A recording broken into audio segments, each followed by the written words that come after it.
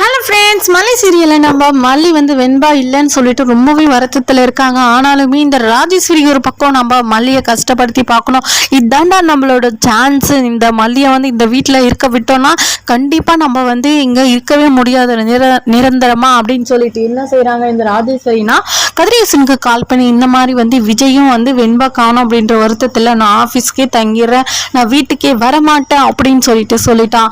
இங்கே வந்து இந்த மல்லியும் அவளோட அண்ணியும் வந்து சந்தோஷமா இருக்காங்க அப்படின்னு சொல்லிட்டு இந்த ராஜேஸ்வரி இல்லாத பொல்லாதையெல்லாம் பார்த்தீங்கன்னா கதிரேசனுக்கு சொல்லி அவளை ஏற்றி விட்டு இந்த கதிரேசன வீட்டுக்கு வந்து நம்ம மல்லி கிட்ட சத்தமிட்டுறாங்க. ஏ மல்லி, நீ வந்து என் பேத்தியும் இல்லை, என் பேத்தியோட அப்பாவும் இல்லை, எப்படி நீ இங்க இருக்கலாம் அப்படின்ற மாதிரி நம்ம மல்லியை வந்து அந்த வீட்டை விட்டு விரட்டுறதுக்கு கதிரேசன் வந்து பேசுறாங்க. இந்த ராஜேஸ்வரியும் பக்கத்துல தான் நின்றுட்டு இருக்காங்க.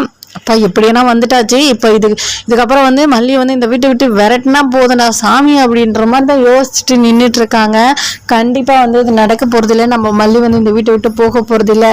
இங்க பாருங்க, உங்களுக்கு தேவை உங்க பேத்தியை நான் கண்டுபிடிச்சி கூட்டிட்டு வர போறேன், நீங்க எதுக்கு இந்த மாதிரிலாம் சொல்லிட்டு இருக்கீங்க, நான் வந்து கண்டிப்பா வந்து உங்க பேத்தியை கூட்டிட்டு வந்து காமிக்கிறேன் அப்படின்னு சொல்லிட்டு நம்ம மல்லி வந்து கதிரேசன் கிட்ட சவால் விட்டுருக்காங்க. அது மட்டும் இல்லாம நம்ம விஜயும் ஒரு பக்கம் பிரச்சனை எல்லாம் மாட்டிட்டு இருக்காங்க. இப்போ செய்யற பிசினஸ்ல ஏதோ பிரச்சனை போலன்னு சொல்லிட்டு அதை வந்து அந்த காசு அமௌண்ட் வாங்கினாங்க இல்லையா, அந்த அமௌண்ட் எல்லாம் கேட்டு ஒரு பக்கம் இருக்கிறாங்க. நம்ம விஜய் எந்தெந்த பிரச்சனையை தான் சால்வ் பண்ண போறாங்கன்னு தெரியல.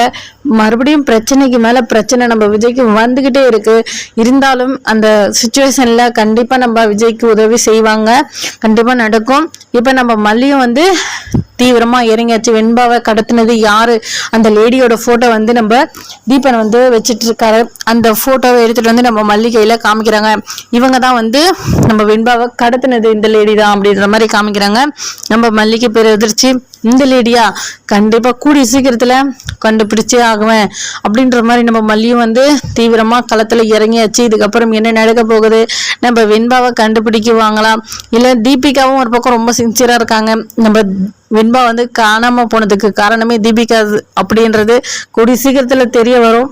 நம்ம தீபிகா வந்து இப்பதான் கொஞ்சமாச்சு புரிஞ்சிருப்பாங்க. ஆனா வந்து அவங்க தம்பி இறந்த வேதனையை வந்து அவங்களால மறக்க முடியல. அதை வச்சு அந்த பகையை வச்சு நம்ம மல்லியை ரொம்பவே சோதிக்கிறாங்க. இருந்தாலும் இப்ப வந்து தப்பு அப்படின்றத உணர்றாங்க. சரி வாங்க, என்ன நடக்க போகுது, நம்ம வெண்பா எப்படி காப்பாற்ற போகிறாங்க எல்லாமே பார்க்கலாம். இந்த வீடியோ பிடிச்சி லைக் பண்ணுங்க, கமெண்ட் பண்ணுங்க, மறக்காம சப்ஸ்கிரைப் பண்ணுங்க.